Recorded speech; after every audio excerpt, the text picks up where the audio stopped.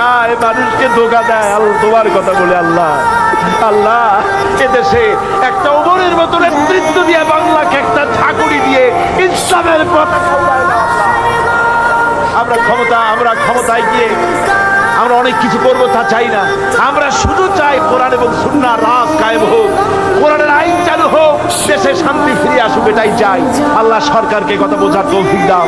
আয় আল্লাহ, আওয়ামী লীগ, বিএনপি, অন্যান্য যত পার্টি আছে সমস্ত দলের জন্য আমরা দোয়া করি। আল্লাহ বাংলাদেশে যত দল আছে সকলকে ইসলামী আন্দোলন করার তৌফিক দাও আল্লাহ।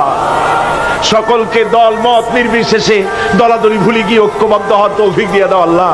বাংলাদেশ পৃথিবীর শ্রেষ্ঠ ইসলামী দেশে পরিণত করে দাও আল্লাহ। রব্বুল আলামিন দোয়া মঞ্জুর করো আল্লাহ, দোয়া বিরাই দিও না আল্লাহ।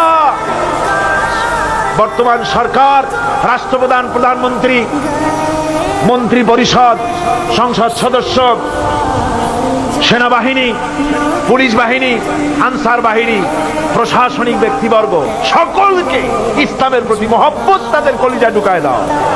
বাংলাদেশে যত সাংবাদিক আছে সমস্ত সাংবাদিকদেরকে বোঝার তৌফিক দাও, ইসলাম ছাড়া উপায় নাই, একথা বোঝার তৌফিক দাও। আমরা সকলের জন্য দোয়া করি, ছাত্র, শিক্ষক, মেহনতি জনতা, রাজনৈতিক দল, সবার জন্য দোয়া করি। আল্লাহ সকলকে ইসলামে আসার তৌফিক দান করে দাও।